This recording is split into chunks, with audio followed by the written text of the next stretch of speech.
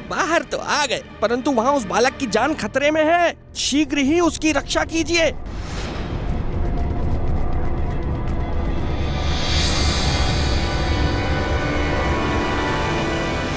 ध्यान रहे अग्निमाला, ये बालक किसी भी हालत में जीवित नहीं बचना चाहिए। महाराज, आप निश्चिंत रहें। अग्निमाला की लपटों में बड़े बड़े पर्वत भस्म हो जाते हैं। ये तो नादान सा शिशु है। अब आप मुझे आज्ञा दीजिए महाराज।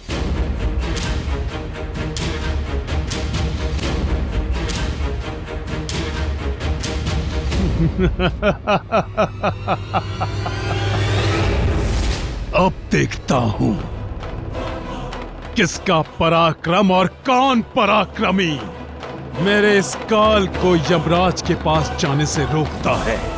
अब मैं अमर हूं, अमर अमर अमर। उठिए राजा भोज, उठिए।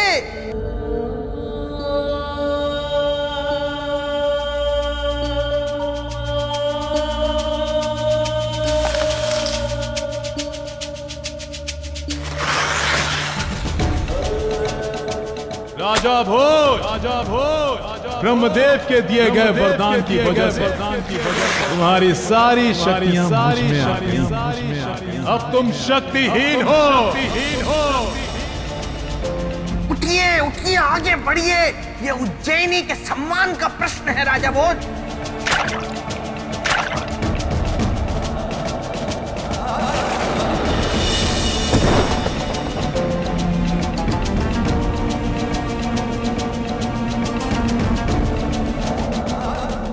महाकाल, महाकाल, मदद कर मेरे पराक्रम को जागृत कर।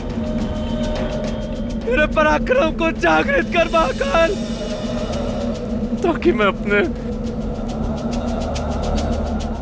पराक्रम के शस्त्र से अपने वचन की लाज रख सकूं। महाकाल, मदद कर महाकाल।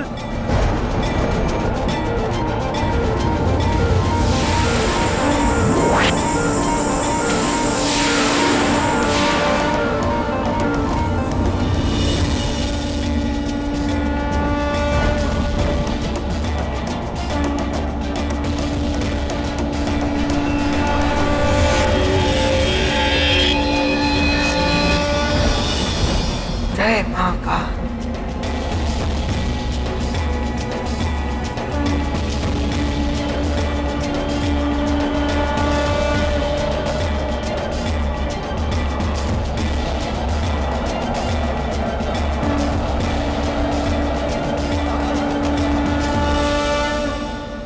महाकाल, जय महाकाल। राजा भोज, मेरी मदद कर महाकाल।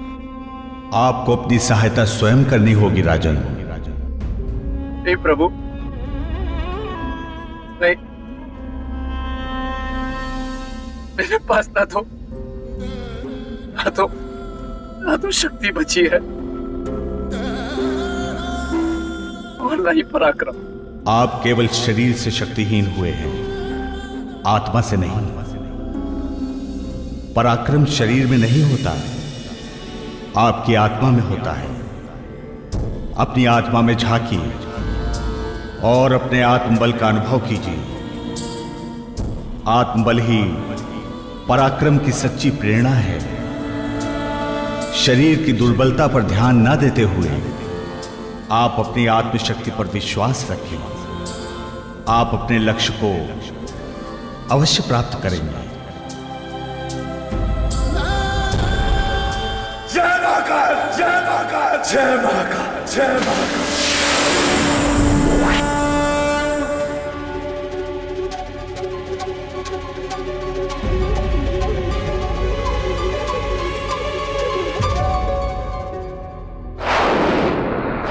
वाह वाह राजन वाह, मान गया मैं आपके पराक्रम को।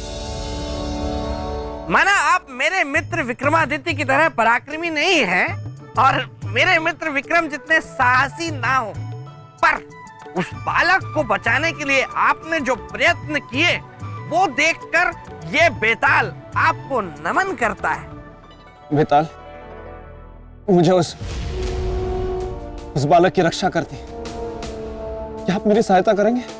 देखिए राजन, जहां तक सिंहासन की बात है तो आपका मेरा झगड़ा एक तरफ है, लेकिन अगर किसी बालक के प्राण बचाने का प्रश्न है तो ये बेताल आपकी सहायता अवश्य करेगा। तो कृपा करके मुझे बताएं, ये बालक का। यही बताने तो मैं यहाँ आया हूँ राजन। शीघ्र जाइए, अग्निमाला उस बालक को लेकर अग्नि में भस्म करने के लिए गई है, इसलिए शीघ्रता कीजिए और बचाइए उस बालक को अग्निमाला से। जाइए जाइए राजन, जाइए राजन, जाइए, शीघ्र जाइए, शीघ्र जाइए, जाइए जाइए जाइए जाइए। हम कहाँ जा रहे हैं काकी? मृत्यु के पास, जहाँ मैं तुम्हें अपनी अग्नि से जलाऊंगी। तो आप क्यों कष्ट उठा रही हैं काकी? ये काम तो अब मैं स्वयं कर लूँगा, क्योंकि अब मैं जान चुका हूँ कि मेरी मृत्यु क्यों आवश्यक है। क्यों आवश्यक है? क्योंकि मेरी मृत्यु से मेरे पिताश्री की आयु लंबी होगी, मगर आपको जो कष्ट होगा वो। बहुत अच्छे विचार हैं। तुम्हें जलाने में मुझे आनंद आएगा। आप मुझे जलाएंगी तो खुद नहीं जलेंगी? नहीं, क्योंकि मुझे अग्निदेव से वरदान प्राप्त है। उस अग्नि में केवल तू जलेगा।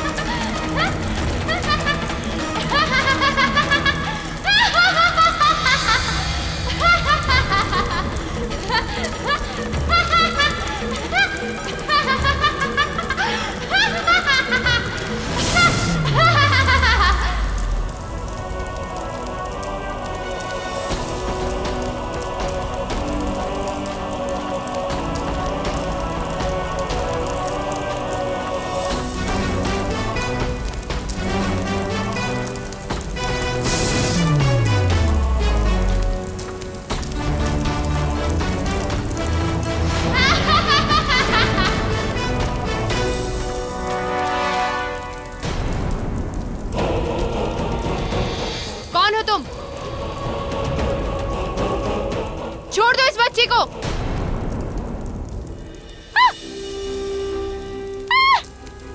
अग्नि मुझे क्यों जला रही है?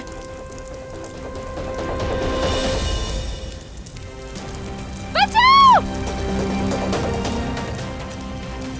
बचाओ!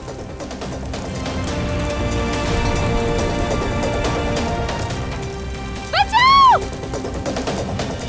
बचाओ! बचाओ! राजन, काकी तो कह रही थी कि अग्नि उन्हें छू भी नहीं सकती। उन्हें अग्निदेव का वरदान प्राप्त है, फिर उन्हें ये क्या हो रहा है? जब वरदान का उपयोग अधर्म के लिए हो, तो वरदान श्राप बन जाता है। वाह वाह राजा भोज, वाह, मान गया आपका पराक्रम। ये मुझे कौन खींच रहा?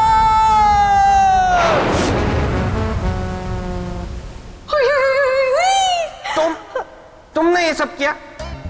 तुम मुझे खींच के यहाँ ले आई? हाँ मेरे बेताल, तुम सुर और मैं ताल।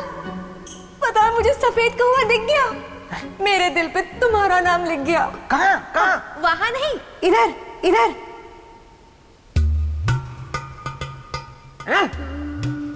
सफेद कौवा कैसे दिख सकता है? क्यों नहीं दिख सकता? अरे क्योंकि सफेद कौवा होता ही नहीं है।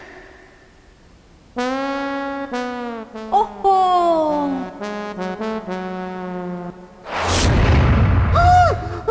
कौन हो तुम? ऐसे कोई कूदता है क्या? बटर बट्टू, जब सफेद कौवा होता ही नहीं है तो तू हमारी भतीजी को बटर बट्टू क्यों बना रहा है?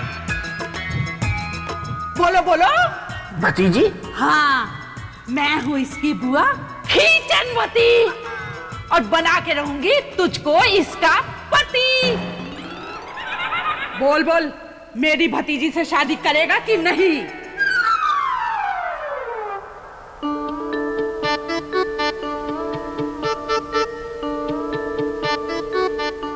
सौंदर्य लेखा, ये गलत बात है। तुम मुझे फंसाने के लिए अपने सगे संबंधियों की सहायता ले रही हो। नहीं बेताल, अगर तुम मुझे भगाने के लिए सफेद कौवा और सोने की चिड़िया का सहारा ले सकते हो तो मैं क्यों नहीं ले सकती? पर वो तो होते ही नहीं है ना, ये तो है। तुम्हें तो पता है, मैं तो तुम्हारा ही नाम लेके सोती हूँ, तुम्हारा ही नाम लेके हूँ जागती। मैं अपनी सारी खींचने की शक्ति कुछ समय के लिए अपनी भतीजी को देके जा रही हूँ। अब तू इससे बच के दिखा दे।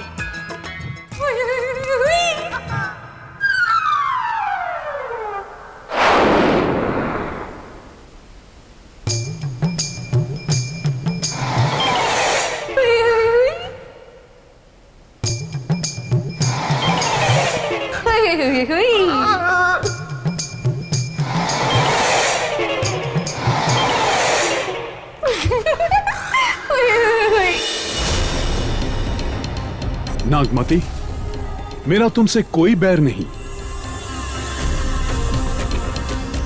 बहुत प्रेम करता हूं मैं तुमसे।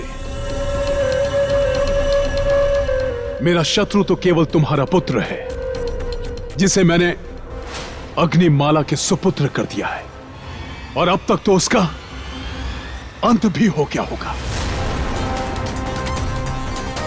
इसलिए अब मैं अमर हूं। अब तुम अमर रुद्रांत की पत्नी हो। अमर रुद्रांत, रुद्रांत।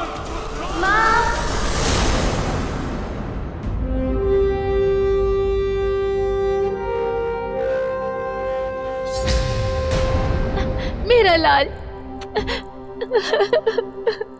ये यहां कैसे है? अब तक जीवित कैसे है ये?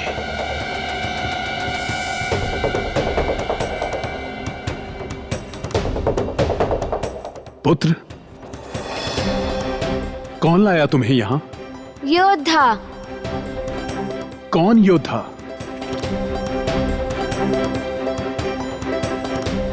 महापराक्रमी राजा भोज।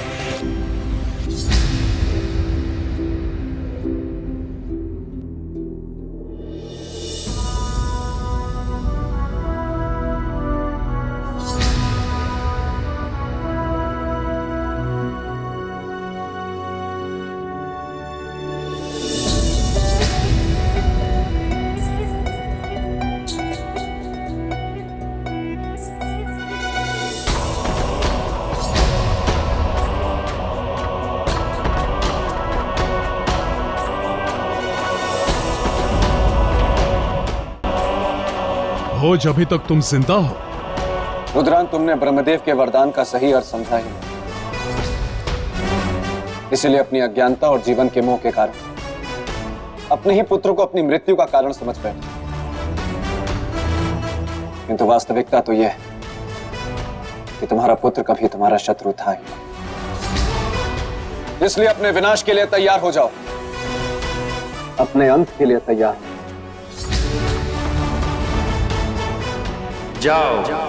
मैं तुम्हें वरदान देता हूं, जो भी तुमसे युद्ध करेगा उसकी सारी शक्ति तुम में आ जाएगी।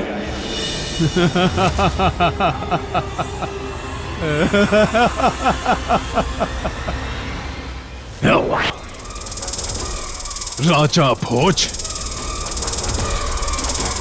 मुझ में इतने योद्धाओं की शक्ति है कि तुम मेरा सामना कभी नहीं कर पाओगे।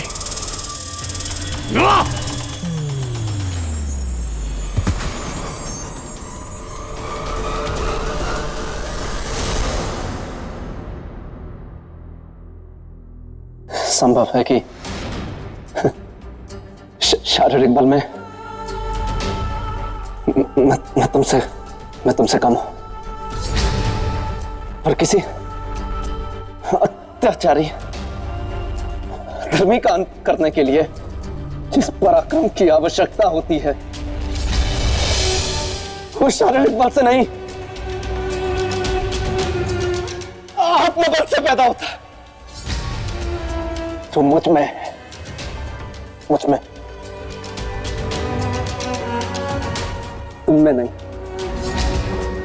इसलिए अंत तुम्हारा होगा, मेरा नहीं। इस संसार में कोई अमर नहीं होता। जो जन्म लेता है उसे मरना ही होता है।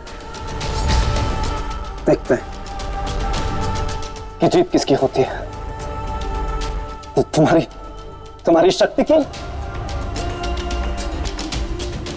या मेरे पराक्रम की।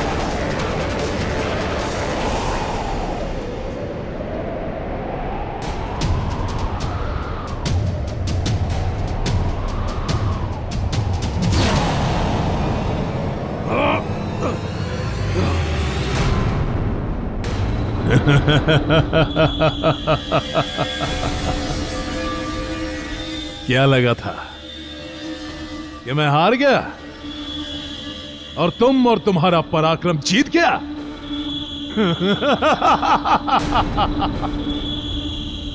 भूल थी तुम्हारी। मेरी शक्ति के सामने तुम्हारा पराक्रम कुछ भी नहीं भोज, क्योंकि मैं अमर हूं। अमर! आज इस बालक का तो अंत करूंगा ही, साथ में तुम्हारा भी वध करूंगा। अच्छा हुआ तुम स्वयं चली आई। अब तुम तीनों की बलि मैं एक साथ दूंगा, एक साथ। सुरक्षा प्रतीक चिन्ह का उपयोग सिर्फ एक ही बार हो सकता है और यही वो अंतिम मौका है। राजन, ज्योतिषाचार्य ने कहा था कि इस बालक के जीवन पे संकट आएगा तो ये प्रतीक चिन्ह इसकी रक्षा करेगा।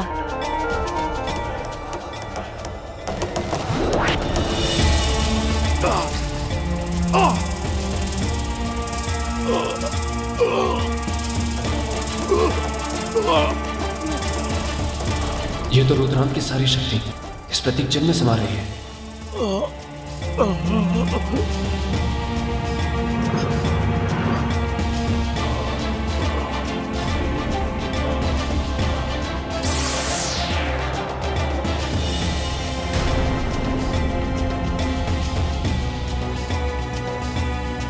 रुद्रांत इस संसार में कोई भी अमर नहीं, सबकी मृत्यु निश्चित है।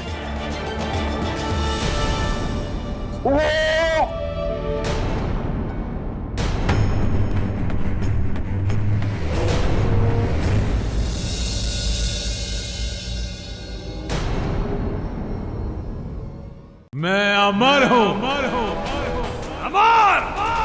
और मुझे कोई नहीं मार सकता।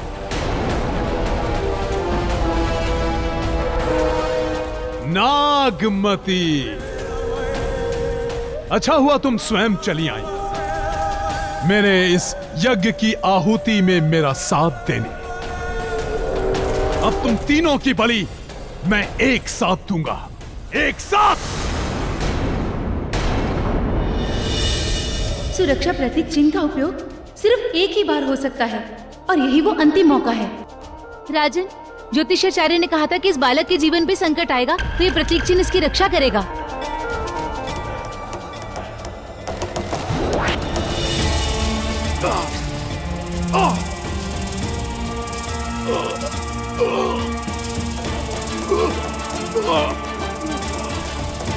ये तो रुद्रांत की सारी शक्ति इस प्रतीक चिन्ह में समा रही है।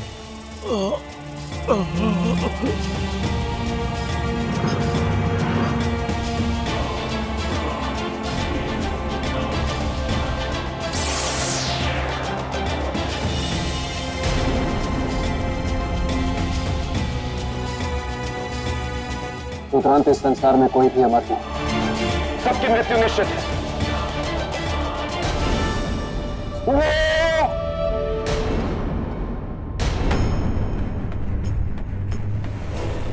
आपके मन का पराक्रम जीत गया, मेरा पराक्रम हार गया।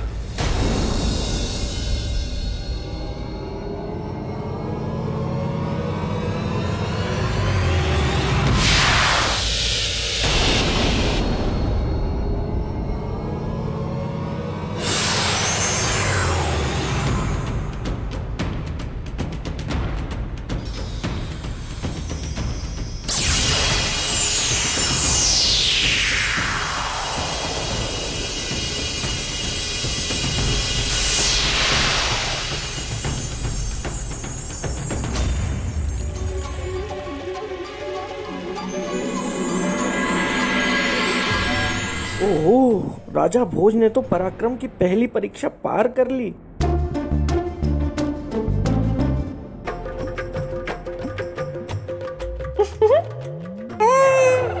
ये क्या है? कितने सुंदर लग रहे हो। दूर रहो मुझसे। तो और क्या करूं? ना ही तुम मुझे बता रहे हो ये है कौन? कब से बनाए बैठे हो मौन? ये राजा भोज है, उज्जैनी के राजा। ठीक है, अब मेरी चोटी मत बनाना। बिना समय व्यर्थ किए मुझे राजा भोज के पास जाना चाहिए।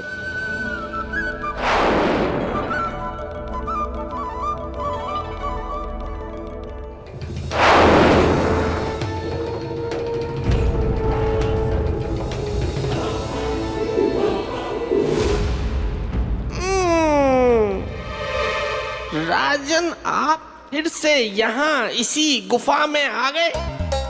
इस संसार में इतनी सुंदर सुंदर अद्भुत जगह है, आप वहां भी जा सकते थे, लेकिन नहीं, आपको यहीं आना था, इसी गुफा में, ये पेड़ पौधे पत्तियां फूल और इस कबूतर को देखने। आप एक नन्हे बच्चे की तरह हैं और मेरे मित्र का सिंहासन एक खिलौना है। नहीं बेटा, यह सिंहासन मेरे लिए खिलौना नहीं है, बल्कि मेरी प्रजा के हित के लिए मेरा एकमात्र लक्ष्य है।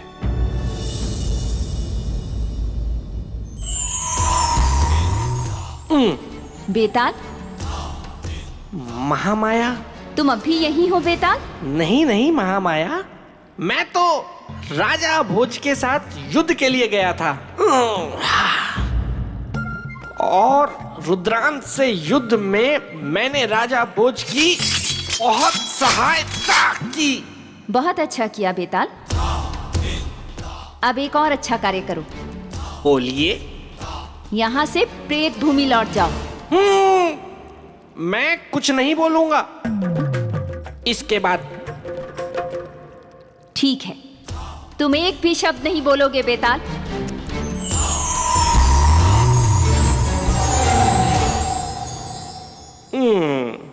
हाँ तो राजन, हम कहाँ?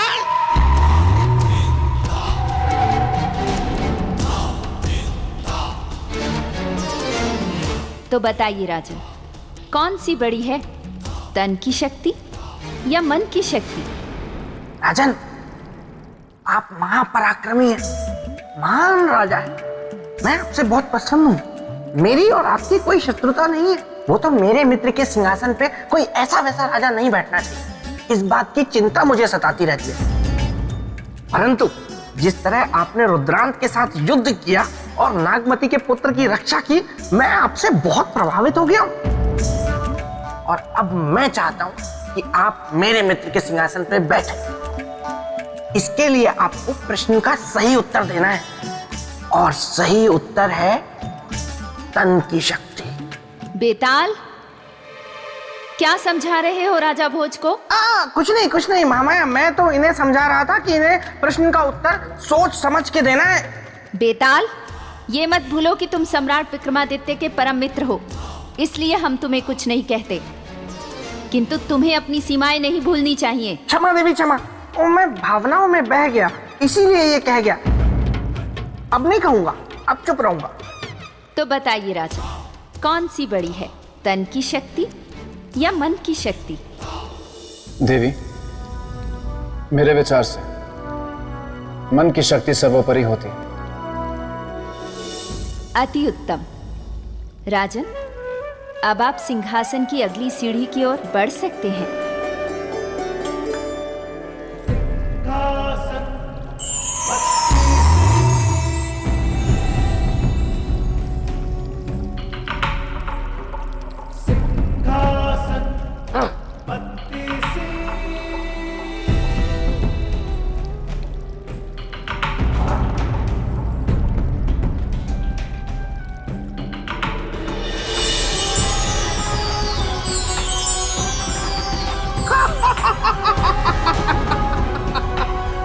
राजन, अब समझ में आया कि मेरे मित्र के सिंहासन तक पहुंचना इतना आसान नहीं है।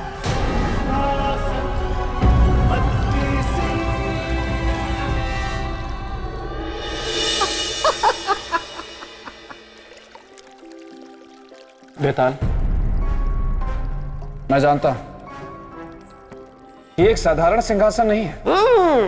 तुम्हारे मित्र चक्रवर्ती सम्राट विक्रमादित्य का असाधारण सिंहासन है। वही तो। और इस तक पहुंचने के लिए मुझे और भी कठिन परीक्षाएं देनी होंगी। तो और मैं क्या कह रहा हूं?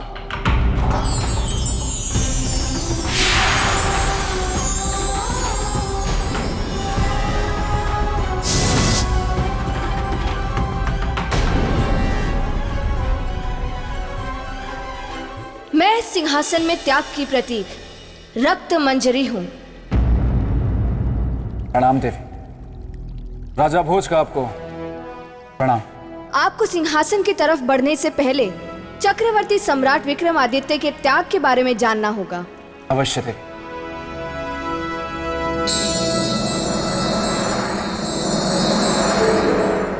प्रणाम प्रणाम देवी, मैं बेताल।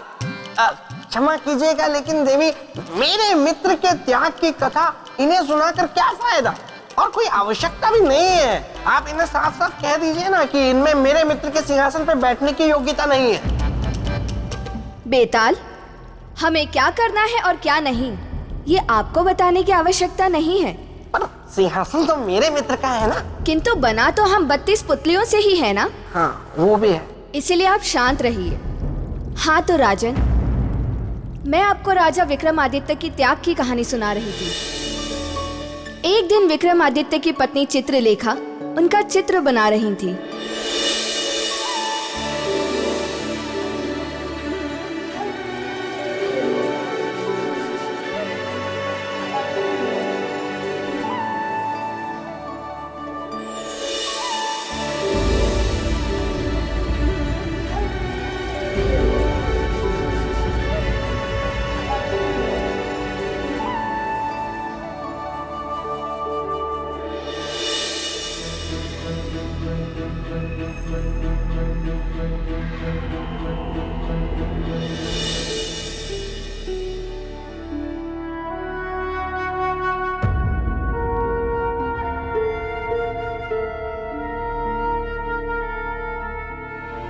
महाराज,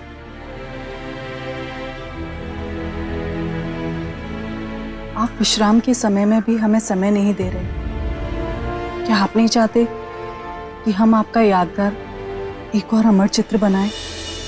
महारानी चित्रलेखा, ये आप क्या कह रही हैं? हम आपको समय नहीं दे रहे।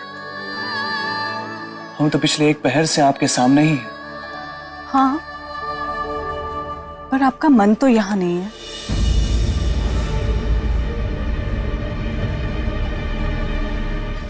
आप तो जानती हैं महारानी कि हमें किस बात की चिंता है।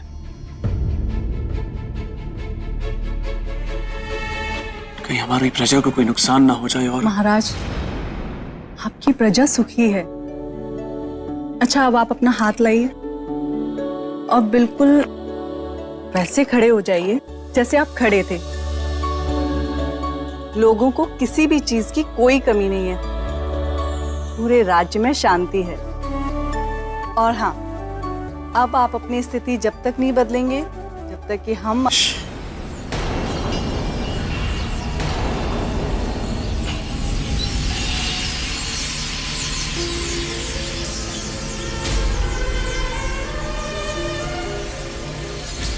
क्या हुआ महाराज? शांत महारानी ईशा।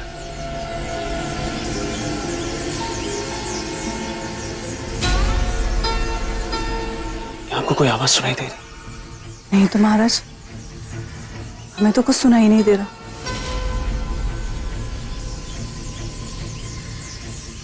हमें किसी के रोने की आवाज सुनाई दे रही, जैसे कोई विलाप कर रहा।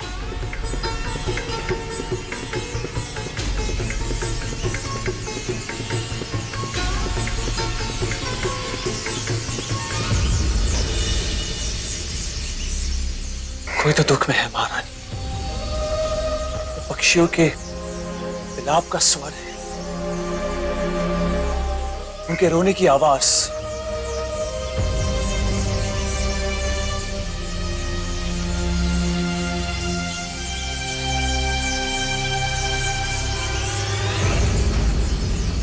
पर हमें तो कुछ भी सुनाई नहीं दे रहा। महाराज,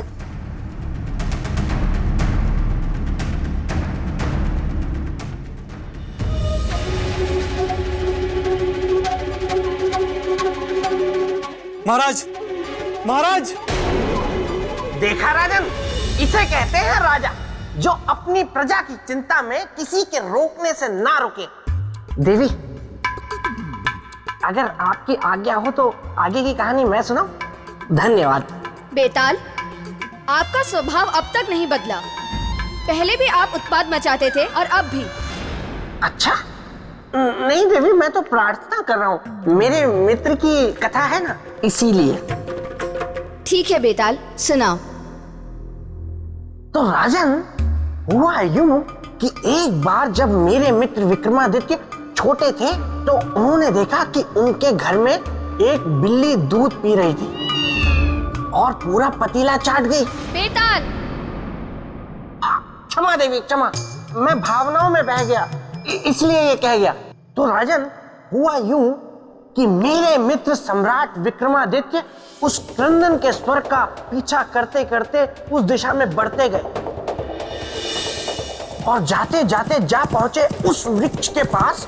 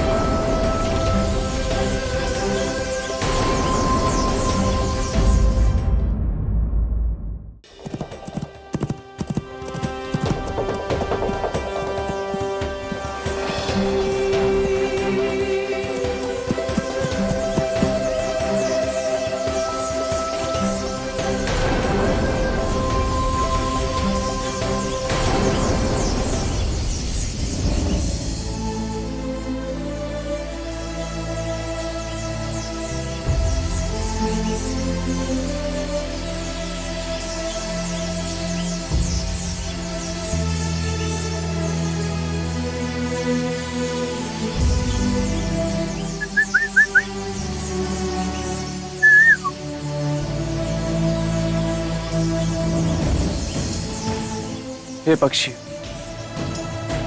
हमारे राज्य में किसी भी वस्तु की कमी नहीं है। सारे सुख और सुविधाएं प्रजा से लेकर पशु पक्षी तक सभी सुखी और संतुष्ट है। फिर आपके दर्द का कारण क्या है?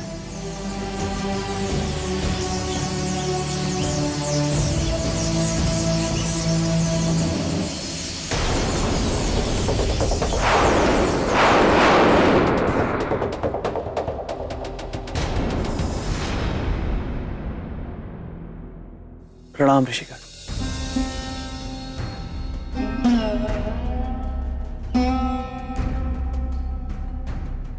ऋषिगण, आप लोग पक्षी के रूप में और आपकी आंखों में आंसू और स्वर में दर्द का कारण क्या है? बताइए ऋषिगण। सम्राट, कल महादानी ऋत्विक ध्वज मृत्यु को प्राप्त हो जाएंगे। मृत्यु तो अटल सत्य है। जिसका जन्म हुआ है उसकी मृत्यु भी निश्चित है। तो फिर सत्य का विलाप क्यों? पर उनकी मृत्यु का कारण जीवन चक्र में सामान्य मृत्यु नहीं है। तो फिर क्या कारण है ऋषि? उनकी मृत्यु का कारण उनका त्यागी स्वभाव तथा दान देने की इच्छा। लहू बहाकर धन अर्जित करते हैं और फिर बिना मोह माया उसे दान कर देते हैं।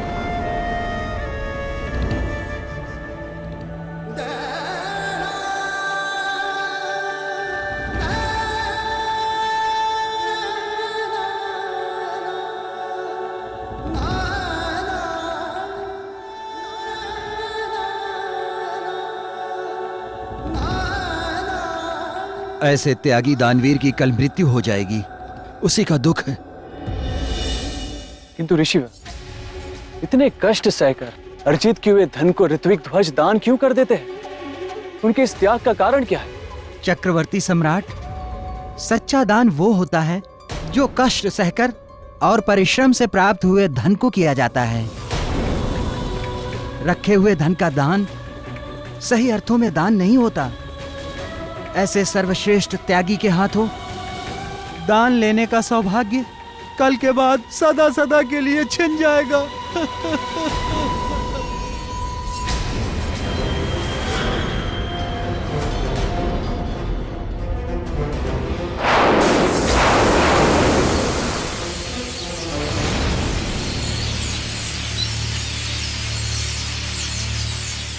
ऐसे महात्यागी और महादानी की मृत्यु, वो भी उनके त्याग के कारण, ये तो अन्याय है। क्या सोच रहे हैं राजन? बोले, बतलाएं, जीवन बड़ा है या त्याग? उत्तर देकर सिंहासन को पाएं। नहीं दे पाएंगे। ये इस प्रश्न का उत्तर नहीं दे पाएंगे देवी, क्योंकि इस प्रश्न का उत्तर देना कोई बालकों का खेल नहीं है। राजन, आप तो हार मान लीजिए और यहाँ से लौट जाइए। शांत रहो बेताल। लेकिन देवी, मैं बेताल। देवी नहीं।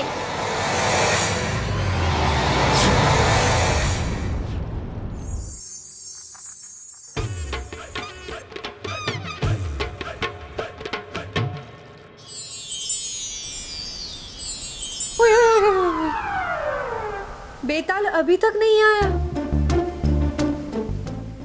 गोलू, गोलू।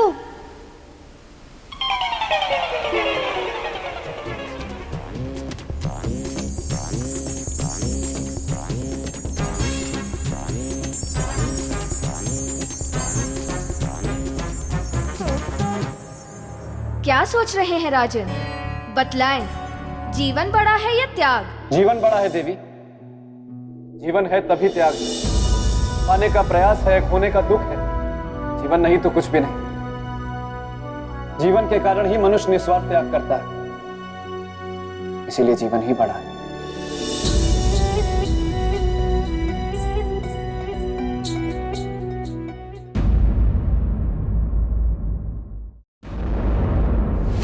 क्या सोच रहे हैं राजन? बोले, बतलाएं, जीवन बड़ा है या त्याग? उत्तर देकर सिंहासन को पाएं। जीवन बड़ा है देवी। जीवन है तभी त्याग, पाने का प्रयास है, खोने का दुख है। जीवन नहीं तो कुछ भी नहीं। जीवन के कारण ही मनुष्य निस्वार्थ त्याग करता है, इसीलिए जीवन ही बड़ा है। किंतु देवी, कथा सुनने के बाद एक बात मेरी समझ में नहीं है। क्या? कि ऋत्विक ध्वज ने दान के आगे अपने जान तक की चिंता नहीं की। यही सवाल सम्राट विक्रमादित्य के सामने भी आया था। वो भी इस बात से बहुत चिंतित थे। आचार्य जी, किसी निष्कर्ष पर पहुंचे आप? हाँ सम्राट, आपके प्रश्न के अनुसार मैंने एक प्रश्न कुंडली बनाई है, जो एक चांडाल योग की कुंडली बनकर के सामने आई, जिसके ग्रहों की स्थिति और दशा के अनुसार यह फल निकलता है कि पिछले जन्म में वो एक व्यापारी था, ब्याज पर धन दिया करता था, लोगों के परिश्रम से कमाया हुआ धन अपने पास रख हड़प लेता था। परंतु आचार्य जी, इस जन्म में तो वो महात्यागी और दानवीर है। हाँ, ईश्वर सभी को अपनी भूल सुधारने का अवसर अवश्य देता है। उसके इतने नीच कर्मों के बाद भी ईश्वर ने उसे मनुष्य जीवन का एक और अवसर, ताकि अपने पिछले जन्म की गलतियों को सुधार कर इस जन्म में अच्छा कार्य कर मोक्ष प्राप्त कर सके।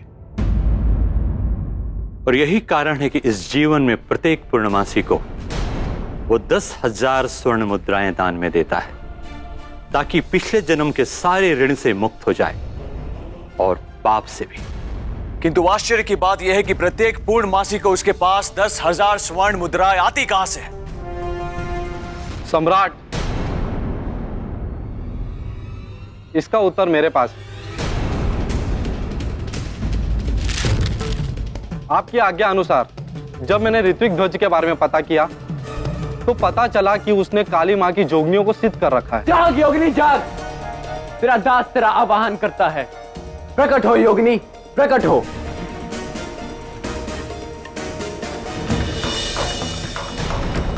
और वही जोगनियां उसे भयंकर यातनाओं के बदले प्रत्येक पूर्णिमासी को हजारों स्वर्ण मुद्राएं देती है। प्रकट हो देवी, प्रकट हो, प्रकट हो देवी, प्रकट हो। जिसे वो जन कल्याण के लिए लोगों में दान कर देता है। और उनकी मृत्यु का कारण क्या है सेनापति जी? वही जोगनियों की यातना। नहीं, ऐसा नहीं हो सकता। हम ऋत्विक ध्वज की मृत्यु नहीं होने देंगे। यदि ऐसा हो गया तो इससे न केवल उनका प्रायश्चित अधूरा रह जाएगा, बल्कि उनके दान के द्वारा हो रहा लोगों का कल्याण भी रुक जाएगा।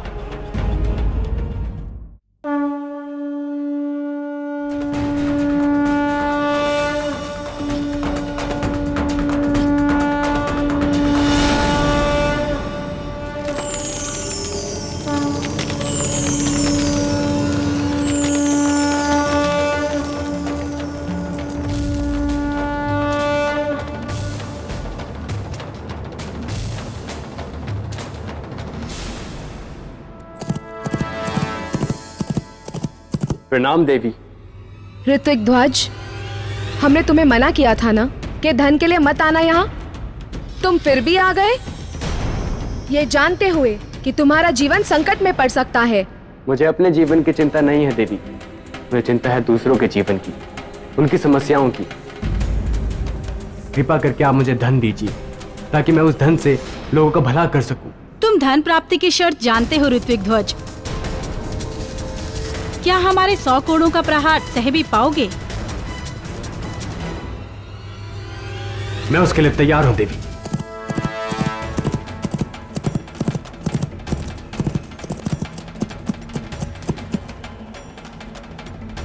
ऐसा लगता है कि वो खंडर यहीं कहीं आसपास है। इससे पहले कि ऋत्विक ध्वज को कुछ हो जाए, हमें वहां पहुंचना होगा।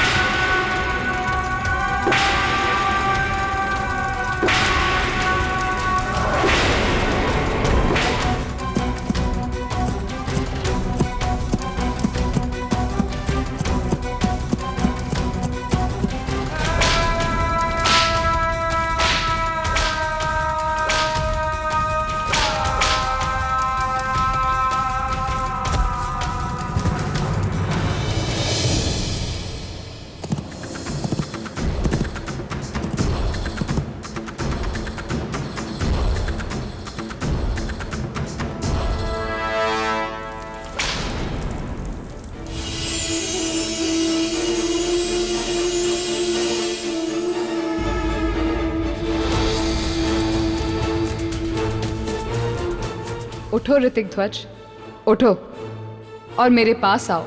स्वर्ण मुद्राओं की पोटली लो।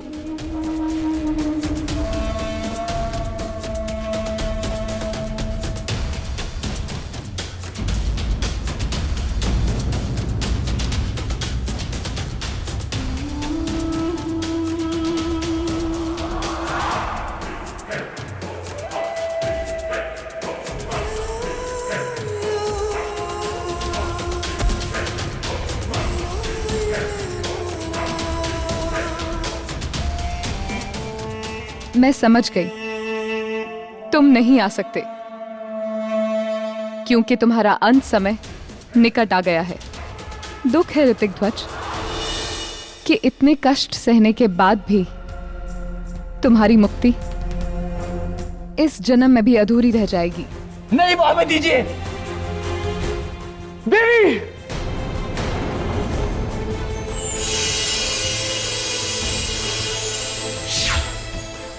नहीं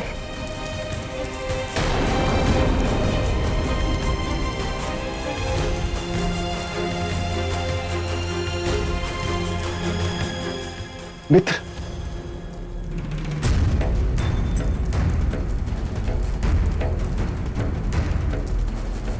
मित्र, मित्र चिंता मत करो, हम आ गए। मित्र आपको मुक्ति अवश्य मिलेगी, आपका प्रायश्चित अधूरा नहीं रहेगा।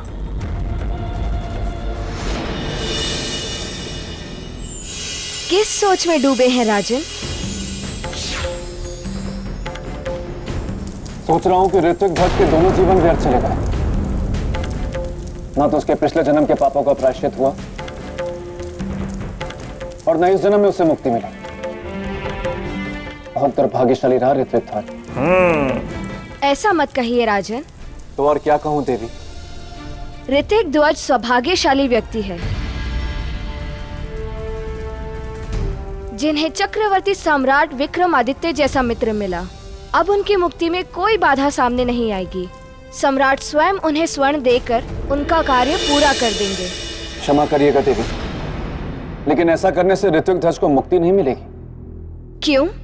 क्योंकि मुक्ति का मार्ग त्याग से होकर जाता है और असली त्याग वो कहलाता है जो अपने परिश्रम और कष्ट से कमाए हुए धन को लोगों में बांटा जाए। दूसरों से धन लेकर बांटना त्याग नहीं कहलाता देवी। बिल्कुल सही। देवी क्षमा कर दीजिए, देवी क्षमा कर दीजिए, देवी क्षमा कर दीजिए, देवी कृपया मुझे क्षमा कर दीजिए। देवी, इससे पहले कि मैं अपने मन में उठ रहे प्रश्न के बारे में आपसे पूछूं, यदि आप उचित समझें तो बेताल को आप सामान्य कर दें।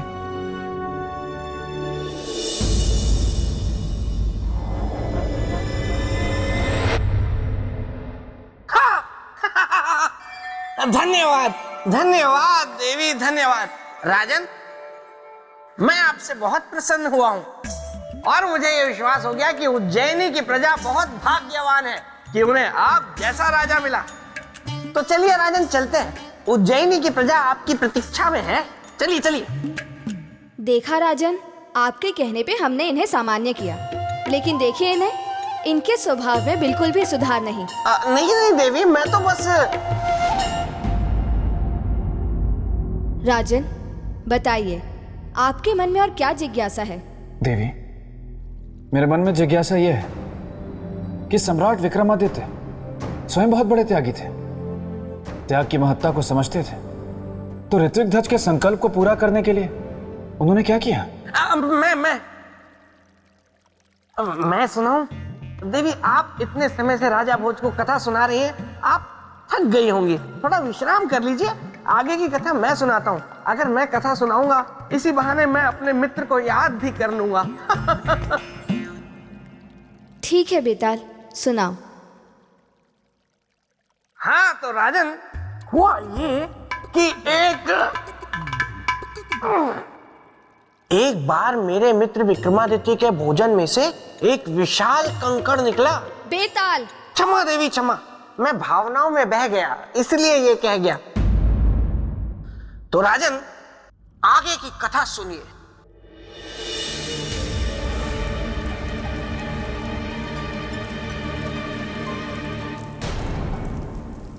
रुक जाओ।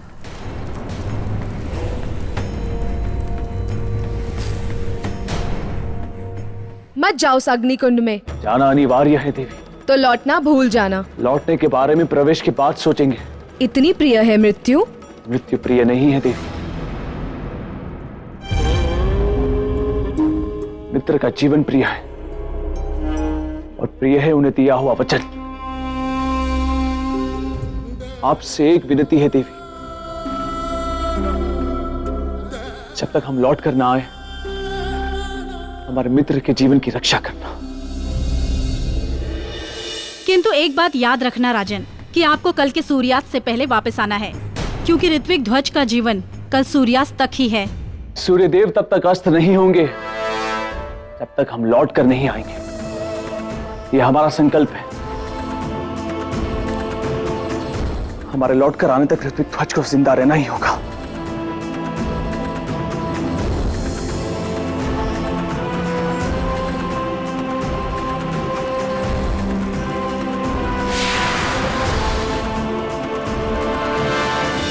बताइए राजन, क्या सम्राट विक्रमादित्य का अग्नि में कूदने का निर्णय सही था?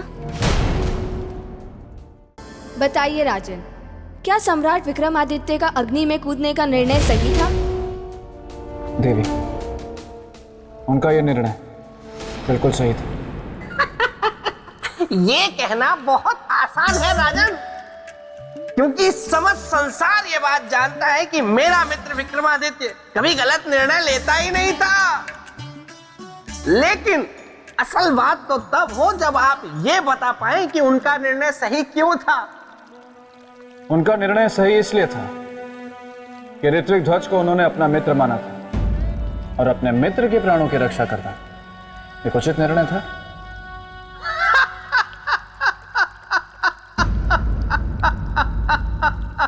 क्या हुआ बेताल? हमने ऐसी कौन सी बात कर दी कि आप हंसने लगे? मैं हंस नहीं रहा हूं राजन, मैं रो रहा हूं। रो रहे हैं? जी, जब मैं बहुत दुखी होता हूं तो मेरी हंसी निकल जाती है, और जब मैं बहुत खुश होता हूं तो मेरा रोना निकल जाता है। आपने मेरे और मेरे मित्र की मित्रता की बात कर कर मुझे भावुक कर दिया, इसीलिए मेरी हंसी निकल गई। अब मैं भी यहां से निकल जाता हूं।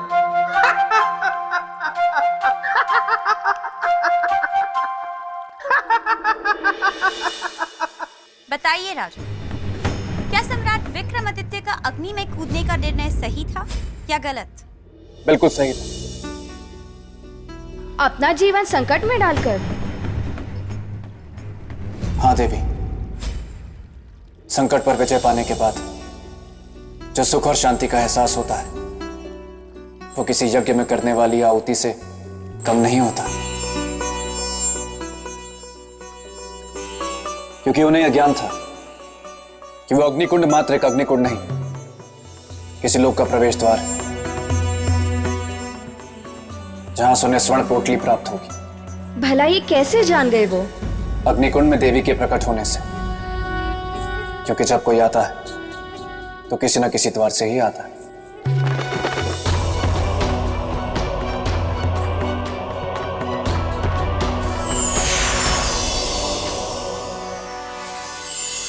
बिल्कुल ऐसा ही था, तभी सम्राट विक्रमादित्य उस मार्ग से होकर स्वर्णलोक के द्वार तक पहुंच गए।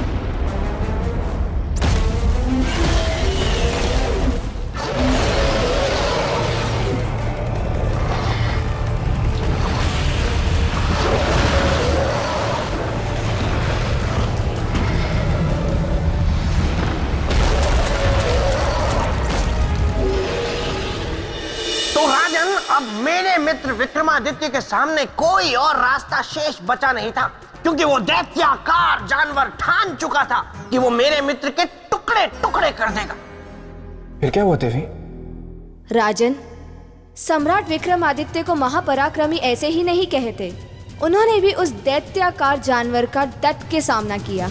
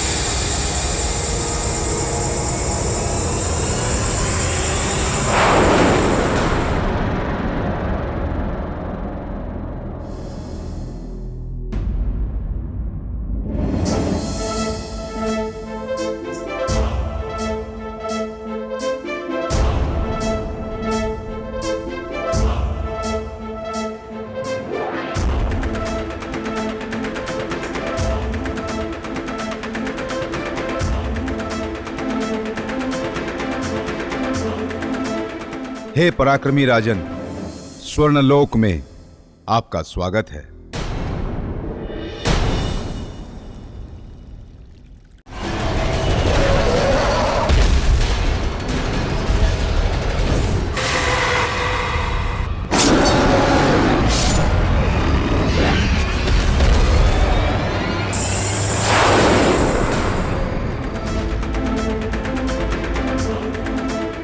हे पराक्रमी राजन, स्वर्णलोक में आपका स्वागत है।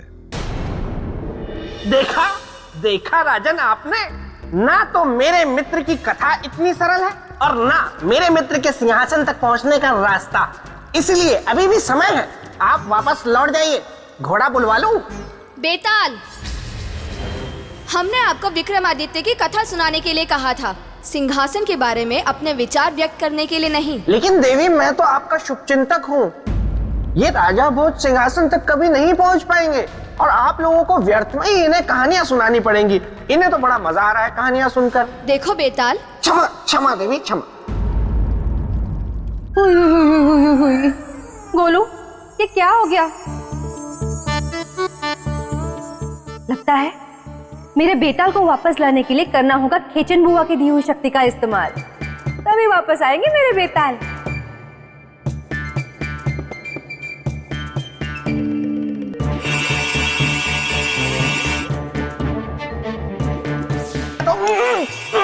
ये मुझे क्या हो रहा है? लगता है बेताली ने खेचन शक्ति का प्रयोग कर लिया।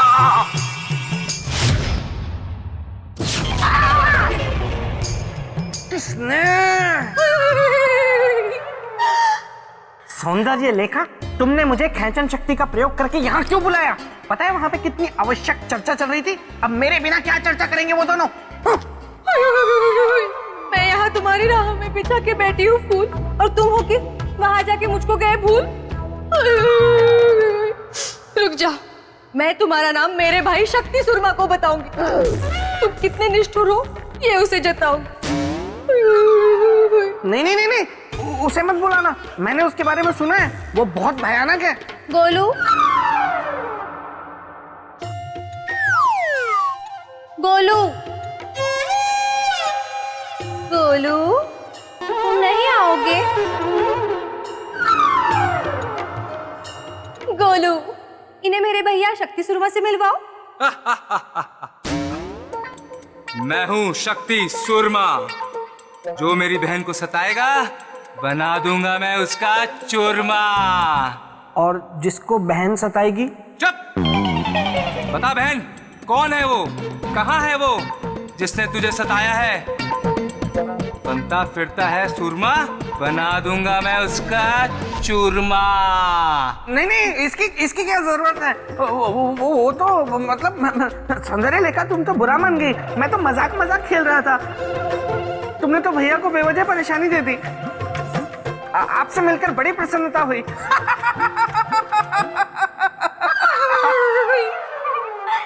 है मेरे हृदय के अतिथि, अगर यही है बात तो बताओ मेरे भैया को कब निकाले विवाह की तिथि? चुप! जल्दी बोलो, वरना मैं हूँ शक्ति सुरमा। इस बार तो बना ही दूंगा तुम्हारा चूरमा। नहीं, जब आप लोगों का मन करे, तब की निकलवा लीजिए अर्थी, मतलब तिथि। देखा बहन तेरे भाई का कमाल। इस बार तो शादी में होगा धमाल। बाप रे, बच गया। लेकिन मैं यहाँ फंसा हुआ हूँ और वहाँ पता नहीं राजा भोज और पुतली के बीच क्या क्या बातें हो रही होंगी। कुछ युक्ति लगानी पड़ेगी। सौंदर्य लेखा, तुम ना प्रेत भूमि जाकर विवाह की तैयारियां करो। तब तक मैं विवाह कुंडल से मिलकर विवाह की तिथि निकलवाता हूँ। सच्ची? हाँ।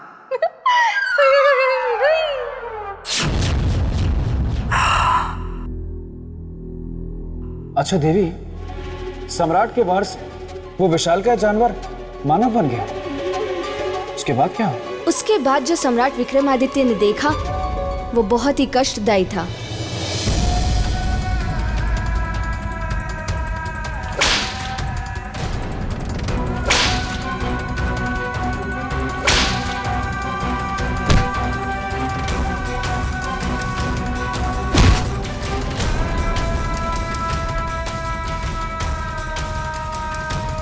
ये स्वर्णलोक है? हाँ राजन, यही स्वर्णलोक है। इतना निर्मम, क्रूर, कठोर और अमानवीय स्वर्णलोक।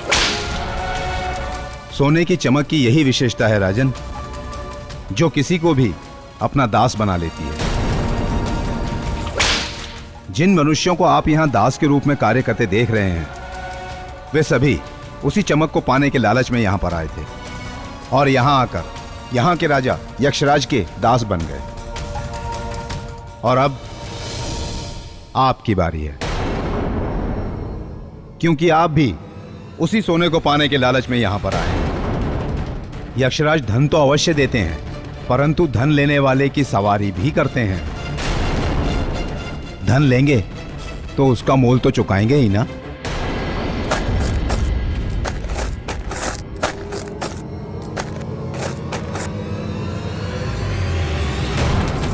ये क्या कर रहे हैं आप?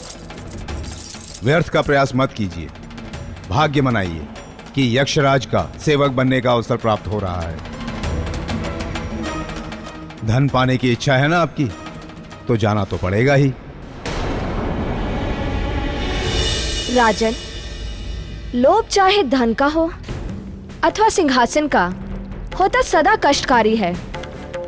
किंतु संसार की विडंबना देखिए कि ये जानते हुए भी वो लोभ को अपने वश में नहीं करता, भागता है केवल। देवी, यदि धन की इच्छा केवल अपने लिए हो तो वह निश्चित रूप से लोभ कष्टकारी है, किंतु यदि वही इच्छा परोपकार के लिए हो, जनहित के लिए हो, तो वो लोभ नहीं, एक सार्थक उद्देश्य है, धर्म है। और धर्म से कष्ट छटते हैं, कष्ट होते नहीं देवी। परंतु एक बात समझ में नहीं आई देवी। कौन सी बात? यही कि स्वर्णलोक में तो लोभियों को दास बनाने की प्रथा थी, और सम्राट विक्रमादित्य को तो धन का लोभ था नहीं, तो उन्हें क्यों दास बनाया गया देवी? इसलिए कि चक्रवर्ती सम्राट को स्वर्णपूर्ति तक पहुंचने से पहले ये सिद्ध करना था कि वे यहाँ आए हैं तो अपना सब कुछ त्याग कर काम, क्रोध, मद, मोह, लोभ, सब कुछ। और वो उनकी परीक्षा थी। कैसी परीक्षा देवी? मैं जानना चाहूंगा। राजन, राजन, आपके उज्जैनी में हाहाकार मच गया है। प्रजा में त्राही त्राही मच गई है। घोर संकट आन पड़ा है और तो और शत्रुओं ने आक्रमण कर दिया है। बेताल, ये क्या कह रहे हैं आप? मैं सच कह रहा हूँ राजन, ऐसा कुछ नहीं हुआ है। लेकिन ऐसा हो सकता है क्योंकि जिस राज्य का राजा अपना अधिकतम समय एक सिंहासन के लोभ में किससे कहानियां सुनने में व्यतीत करेगा, तो फिर उसके राज्य में यही सब होगा। बेताल, मैं चुप हूं। पूछे राजन, क्या प्रश्न था आपका? देवी, मेरा आपसे प्रश्न यह था कि जैसे कि आपने मुझे बताया कि सम्राट विक्रमादित्य अपना सब कुछ त्याग कर, काम, क्रोध, मद, मोह, लोभ, सब कुछ त्याग कर स्वर्णलोक में गए और ये उनकी परीक्षा थी। देवी, मैं उस परीक्षा के बारे में जानना चाहता हूं। अवश्य राजन। सम्राट विक्रमादित्य को यक्षराज के सामने ले जाया गया।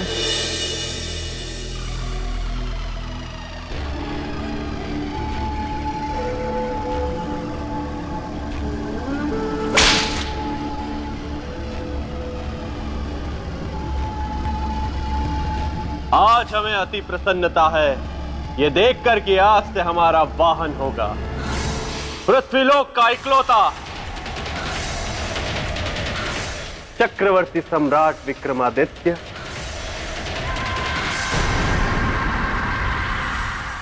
राजन, बदले में तुम्हें अथाह धन मिलेगा, उतना जितना कि तुमने सोचा भी नहीं होगा। चलो आओ, सवारी प्रारंभ करो।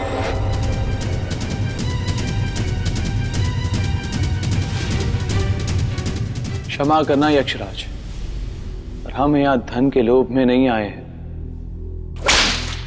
प्रत्येक लोभी यही कहता है। रथ खींचो हमारा।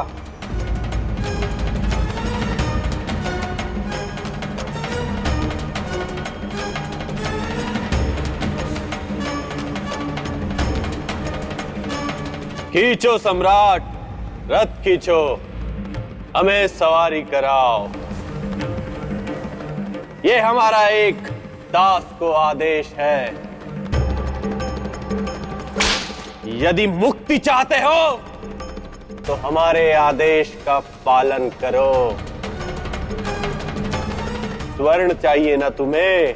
आओ, रथ को खींचो। खींचो सम्राट, खींचो।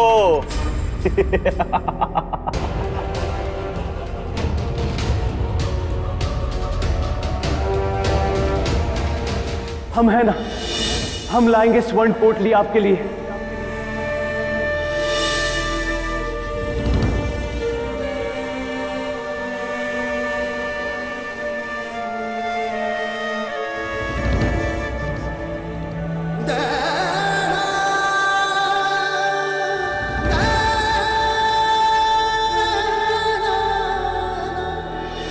चलो राजन।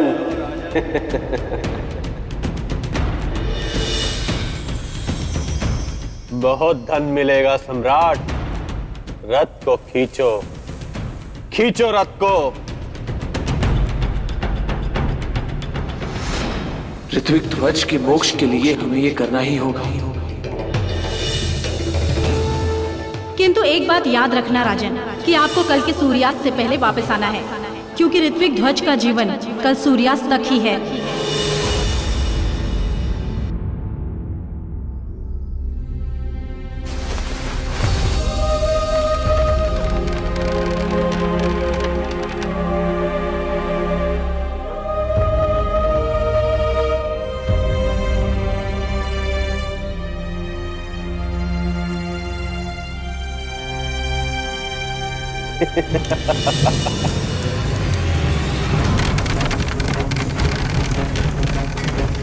आग!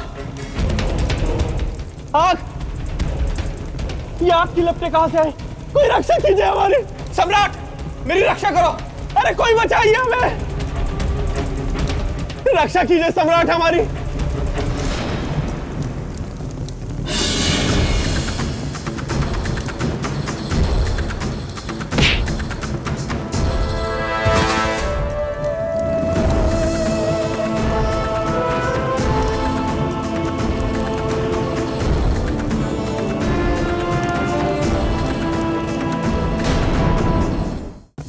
राजन, महाप्रतापी, लोभ से रहित सम्राट विक्रमादित्य का प्रताप देखकर यक्षराज भी चकित रह गए। बेताल, आप फिर बीच में बोले। क्या करूं देवी, जहां मेरे मित्र की चर्चा हो रही हो, मेरे मित्र के साहस और पराक्रम का महिमा मंडन हो रहा हो, वहां मैं ना बोलूं, ये तो फिर वैसी ही बात हो जाएगी ना, जैसे कि सूर्य के बिना उदय हुए ही दिन का निकलना और बिना अंधेरा हुए ही रात हो गई। मुझे मेरे मित्र की बहुत याद आ रही है।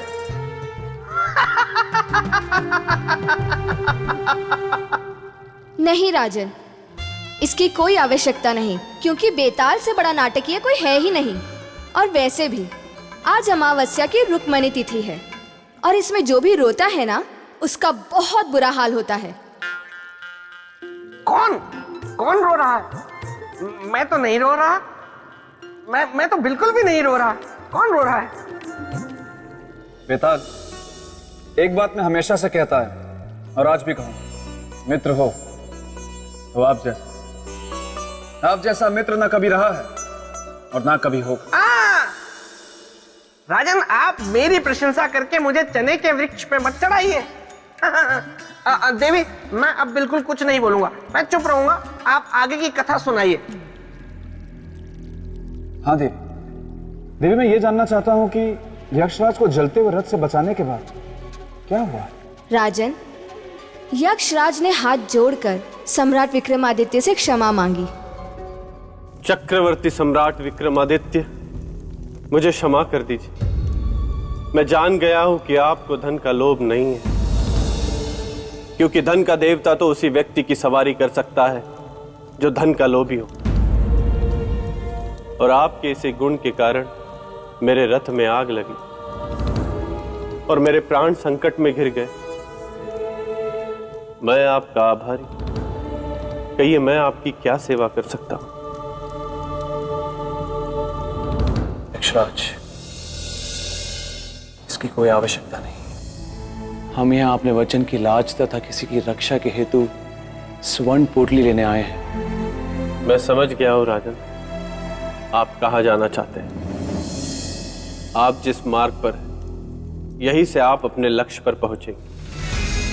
बढ़ते जाइए राजन, जहां न दिखे रास्ता और छा जाए मन पर अंधेरा, रंगों में मिलेगी तब दिशा, यही होगा अवसर सुनहरा। अब मुझे शीघ्र स्वर्ण पोटली लेकर ऋत्विक ध्वज के पास पहुंचना होगा।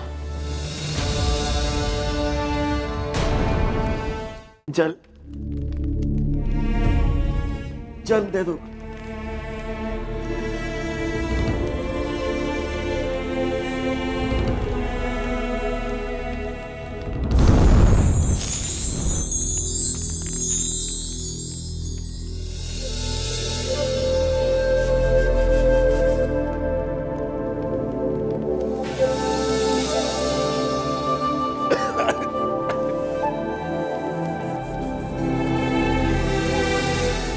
ऋत्विक ध्वज अब बिल्कुल शक्तिहीन हो चुका है। यदि सूर्यास्त से पहले सम्राट विक्रमादित्य स्वर्ण पोटली लेकर नहीं पहुंचे, तो वो कभी भी ऋत्विक ध्वज को जीवित नहीं पाएंगे।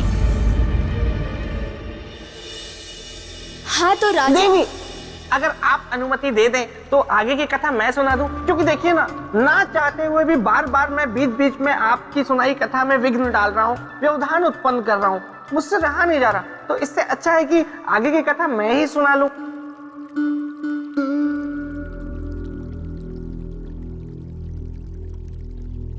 हाँ तो राजन, हुआ यूं कि एक बार मेरे मित्र विक्रमादित्य गुरुकुल पढ़ने गए, तो वहां पे उन्होंने एक बिल्ली को देखा, फिर बिल्ली ने उनको देखा।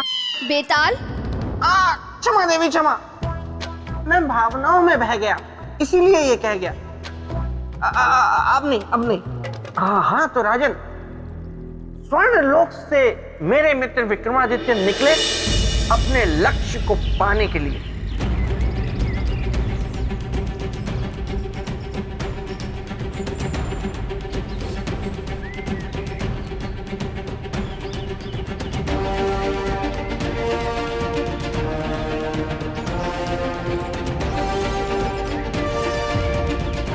कहाँ आ गए हम? इतना घना वन।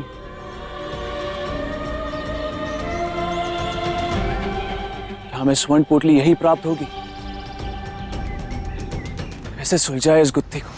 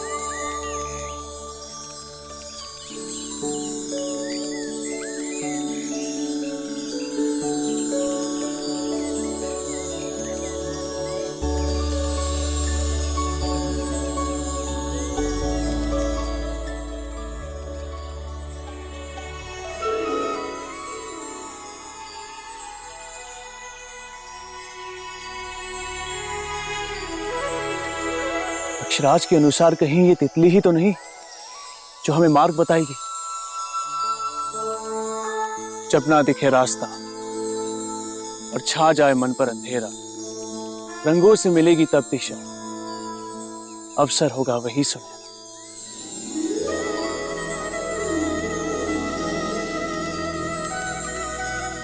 यही है मार्गदर्शन, इसी के पीछे चलते।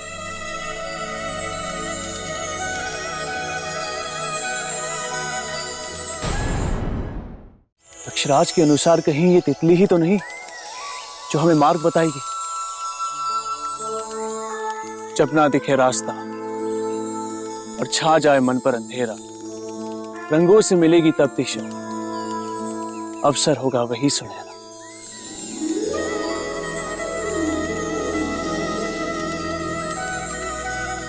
यही है मार्गदर्शन, इसी के पीछे चलते।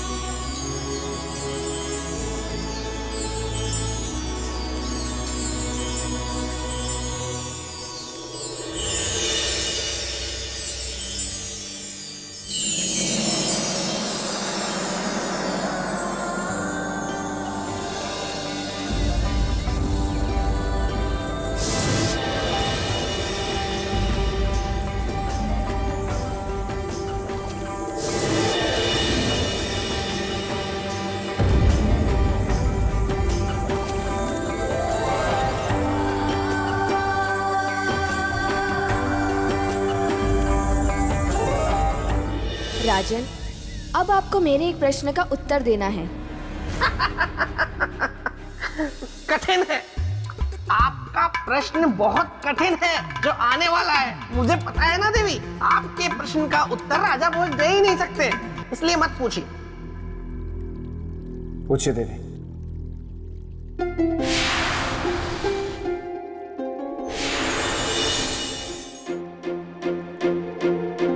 आपको बताना यह है कि कौन थी वो स्त्री, वो कैसी माया थी। देवी, ये उनके काम वासना की परीक्षा थी और इतिहास गवाह है देवी कि अपने लक्ष्य तक पहुंचने के लिए सबसे बड़ा बाधा काम होता है, और देवी काम से पराजित तो देवता तक हुए। मनुष्य किसी भी बाधा को जीत सकता है, लेकिन काम से जीतना उसके लिए मुश्किल ही नहीं, असंभव भी है। अच्छा, कह तो दिया आपने बड़ी सरलता से असंभव, लेकिन असंभव कैसे है ये भी तो बताइए। और मुझे पता है कि अब ये असंभव कैसे है, इस प्रश्न का उत्तर आप नहीं दे पाएंगे। क्यों? काम वासना को जीतना असंभव क्यों है? उसे जीतना असंभव इसलिए क्योंकि मनुष्य का मूल काम होता है। सम्राट विक्रमादित्य ने लोक की परीक्षा तो पार कर ली, किंतु अभी काम की परीक्षा पार करना बाकी था। बिल्कुल सही। जिस काम वासना से बड़े बड़े देवता और ऋषि मुनि नहीं जीत पाए, क्या सम्राट विक्रमादित्य उसे जीत पाएंगे? या फिर वो उस सुंदर स्त्री के रूप जाल में फंसकर अपने उद्देश्य से भटक जाएंगे? अब क्या करेंगे चक्रवर्ती सम्राट विक्रमादित्य? बोलिए राजन। कि जो काम भावना मनुष्य के चरित्र, व्यक्तित्व, अस्तित्व और बुद्धि को निगल जाता है, क्या सम्राट विक्रमादित्य उसे जीत पाएंगे? देवी, यदि मन पर नियंत्रण हो तो काम की परीक्षा को पार करना संभव नहीं है।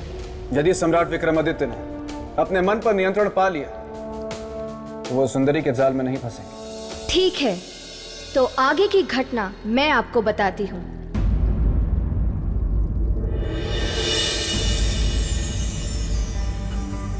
आपका स्वागत है विक्रमादित्य। प्रणाम देवी। आप हमें जानती हैं? कौन है आप? प्रकृति की पुत्री, रस, रूप, रंग और सुगंध हूं।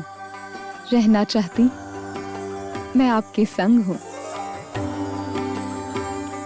मैंने वर्षों से आप जैसे पराक्रमी त्यागी की प्रतीक्षा की है। अब कहीं जाकर आज मेरी प्रतीक्षा पूरी हुई है।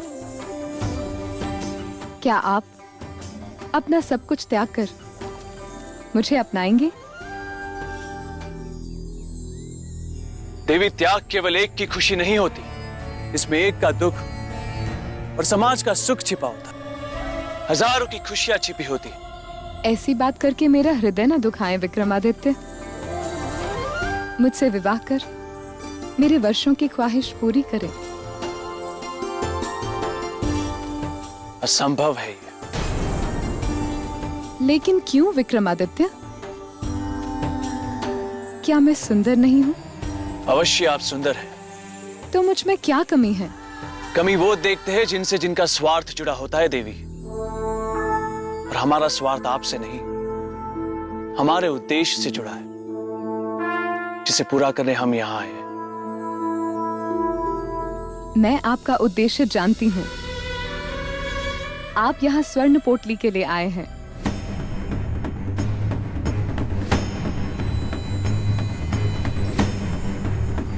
सही जानती है आप। तो आप मुझसे विवाह कर लें और ले जाएं स्वर्ण पोटली। हम स्वर्ण पोटली आपकी कृपा से नहीं, हमारे पराक्रम से प्राप्त करना चाहेंगे।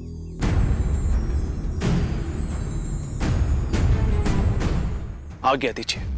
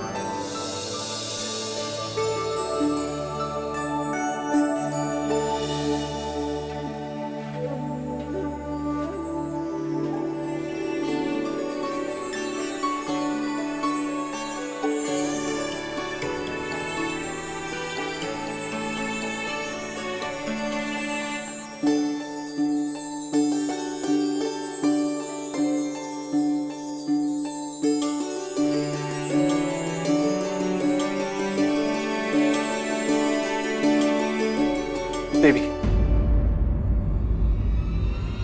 क्षमा करो देवी, पर इस प्रकार का व्यवहार करके हमें लज्जित ना करो। सम्राट, मैं आपको लज्जित नहीं कर रही, मैं तो आपसे विनती कर रही हूँ। आपकी विनती बेकार जाएगी देवी, क्योंकि हम विवाहित हैं और प्रेम हम केवल अपनी पत्नी से करते हैं और सदैव उन्हीं से करते रहेंगे। किसी अन्य स्त्री से प्रेम कभी नहीं। क्षमा कीजिए।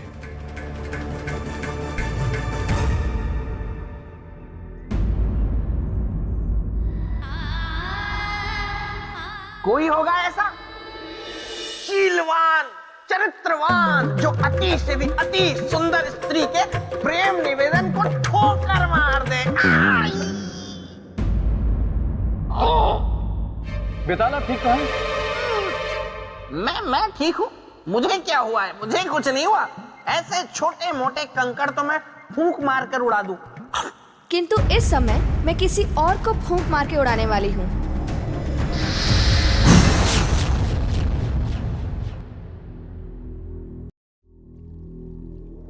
तो राजन, सम्राट विक्रमादित्य ये कहकर वहां से चल दिए कि वे सिर्फ अपनी पत्नी से प्रेम करते हैं, लेकिन इसके आगे जो हुआ वो बहुत ही चौंका देने वाला था।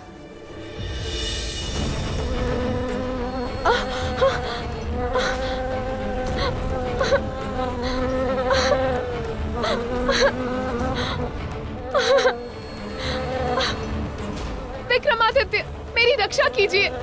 सम्राट!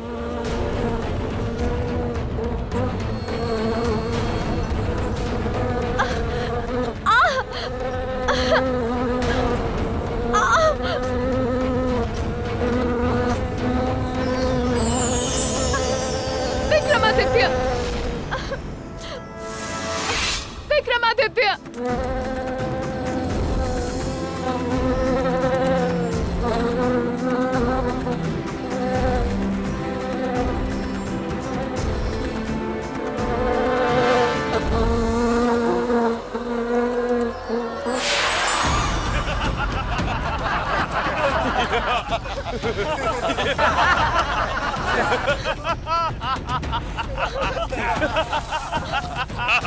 विक्रमादित्य, मेरी रक्षा कीजिए।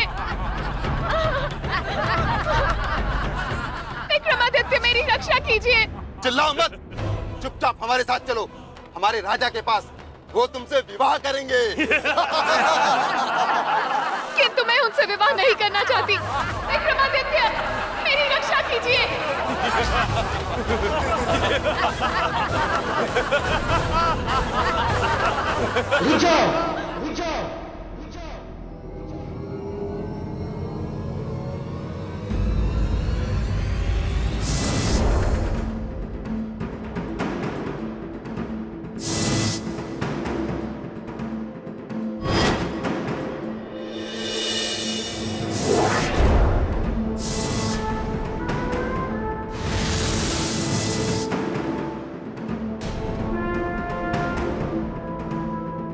तू कौन होता है हमें रोकने वाला?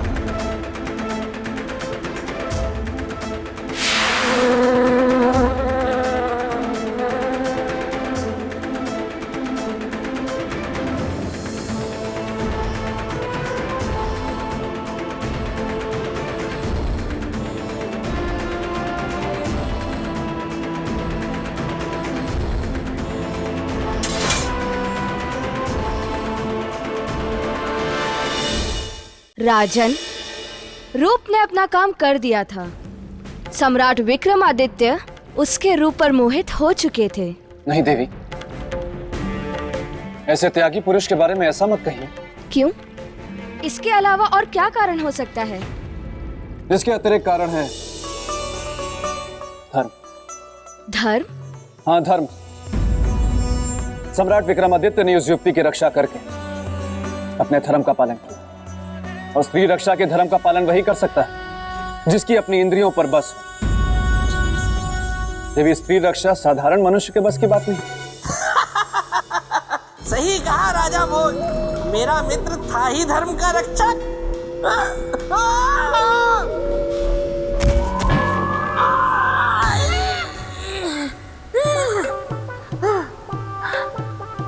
अच्छा हुआ किसी ने देखा नहीं। वैसे कमाल है, आज अब तक वो नहीं आई। क्यों? बड़ी याद आ रही है मेरी। सौंदर्य लेखा, तुम कहाँ हो? तुम सिर्फ सुनाई सुनाई क्यों दे रही हो? दिखाई दिखाई क्यों नहीं दे रही? शरीर साथ छोड़ गया है क्या?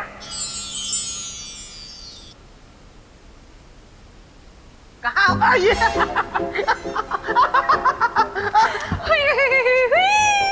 तुम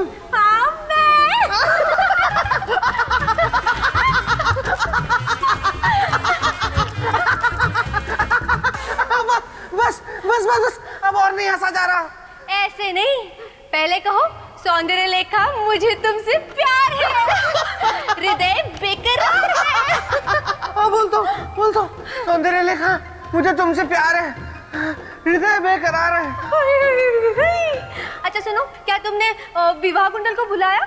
अपने विवाह का मुहूर्त निकाला? कौन सा विवाह? कैसा विवाह? किसका विवाह? देखो सौंदर्य लेखा, मैं वो बेताल, गले नहीं देता किसी की दाल।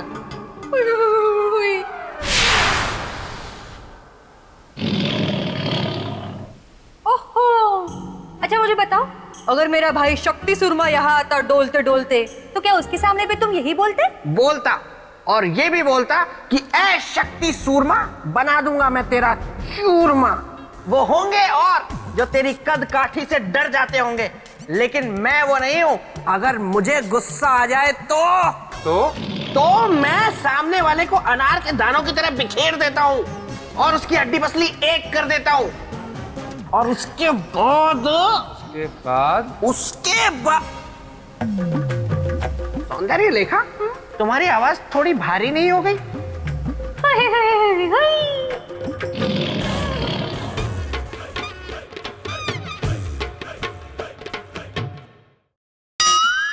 तो तुम मेरी हड्डी पसली तोड़ दोगे? प्रश्न ही नहीं है। मुझे अनार के दानों की तरह बिखेर दोगे? नहीं, मैं तो ये कह रहा था कि अगर किसी ने आपसे ये कहा कि वो आपको अनार के दानों की तरह बिखेर देगा, तो मैं उससे कहूंगा कि मैं तुम्हें अनार के दानों की तरह बिखेर दूंगा और सारे दाने खा जाऊंगा। अच्छा? मैं तो रिश्ता निभा रहा था। कैसा रिश्ता? जीजा साले का रिश्ता। मतलब जीजा साले के साथ मजाक करता है तो साला हंसता है, साला जीजा के साथ मजाक करता है तो जीजा हंसता है। है ना? देखा सौंदर्य लेखा, मैंने अपने साले के साथ कैसा मजाक किया। अच्छा, छोड़ो ये सब फालतू की बातें। विवाह कुंडल जल्द से जल्द यहाँ आएंगे तुम्हारी विवाह की बात करने। और मेरी प्यारी बहना। जी भैया। मेरा ये है कहना कि चलो, पिताश्री याद कर रहे हैं। हाँ, जाओ। वैसे भी कुछ समय के बाद तो तुम्हें हमेशा के लिए यहीं आकर रहना है ना। फिर दोनों साथ में इस पेड़ पर लटकेंगे।